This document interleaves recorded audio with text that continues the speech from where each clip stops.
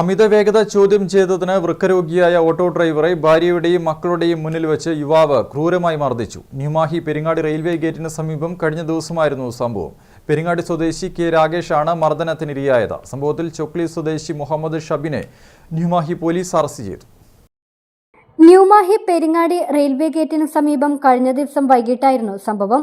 Train പോയതിന് പിന്നാലെ വാഹനങ്ങൾ കടന്നു പോകുമ്പോൾ അമിത വേഗതയിൽ മറ്റു വാഹനങ്ങളെ മറികടന്നു പോവുകയായിരുന്ന സ്കൂട്ടർ യാത്രികനെ വൃക്കരോഗിയും ഓട്ടോറിക്ഷ ഡ്രൈവറുമായ കെ രാഗേഷ് ചോദ്യം ചെയ്തതാണ് പ്രകോപനത്തിന് ഇടയാക്കിയത്.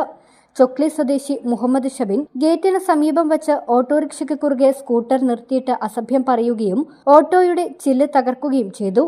തുടർന്ന് മുഹമ്മദ് ഷബിൻ രാഗേഷിനെ ക്രൂരമായി മർദ്ദിക്കുകയായിരുന്നു.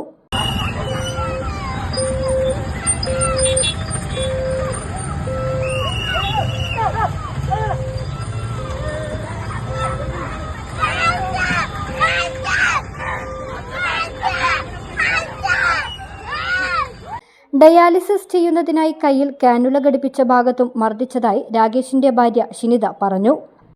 അവൻ നമ്മളോട് പിന്നെ റോങ് ആയിട്ട് നമ്മളെ കൊല പറഞ്ഞ് അപ്പോ ഇത് അയാള് പിന്നെ ഓട്ടോറിക്ഷന്റെ മുന്നത്തെ ഗ്ലാസ് അടിച്ച് പോയിട്ട് അന്നേരം എന്റെ ഭർത്താവ് വണ്ടിയിൽ നിന്ന് ഇറങ്ങിയിട്ട് ഇവൻ ഓന്റെ സ്കൂട്ടി എടുത്തിട്ട് അപ്പാടെ പോകാൻ നോക്കുമ്പോ എന്റെ ഭർത്താവ് അവനെ പിടിച്ചിട്ട് വണ്ടിയിൽ നിർത്തിയിട്ട് ഇവർ ചോദിച്ച് റെഡി എന്റെ വണ്ടി പോയിട്ട് എവിടത്തേക്കാ പോകുന്നതെന്ന് ചോദിച്ചു. അന്നേരം അവര് ഇങ്ങോട്ട് പിടിച്ച് അന്നേരം അവരെ കാല് ചവിട്ടി പിടിച്ച് പിന്നെ അടിക്കുകയും ചെയ്ത് ഇവരെ കൈക്ക് ഡയാലിസിസ് ചെയ്യുന്ന പേഷ്യന്റാണ്, അടുത്ത കൈക്ക് മെഷീൻ ഉള്ളതാണ്. ആ കൈ പിടിച്ചിട്ട് തിരിച്ച് അപ്പോ ഇവർക്ക് കാല് ചവിട്ടി പിടിച്ചെടുത്ത് പിന്നെ ഒന്നും ചെയ്യാൻ പറ്റുന്നില്ല. അന്നേരം നിലത്ത് അവരെ ഇവിടെ ഇടിച്ചിട്ട് അപ്പൊ നമ്മള് വണ്ടിയിൽ നിന്ന് ഇറങ്ങി ഓടി.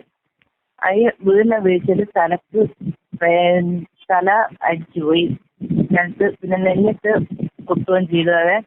അങ്ങനെ നെഞ്ഞിൽ കുറച്ച് ഇങ്ങനെ ഇതായിട്ടാണ് നെഞ്ഞ് വേദന പറയുന്നുണ്ട്. മർദ്ദിക്കുന്നത് തടയാൻ ശ്രമിച്ച മറ്റൊരാളെയും മുഹമ്മദ് ഷബിൻ മർദ്ദിച്ചിട്ടുണ്ട്. സംഭവത്തിൽ മുഹമ്മദ് ഷബിനെ ന്യൂമാഹി പോലീസ് അറസ്റ്റ് ചെയ്തു. സ്ഥലത്തു നിന്നും വാഹനത്തിൽ രക്ഷപ്പെടാൻ ശ്രമിച്ച ഇയാളെ നാട്ടുകാർ പിടികൂടി പോലീസിന് കൈമാറുകയായിരുന്നു. News bureau, Thalassery.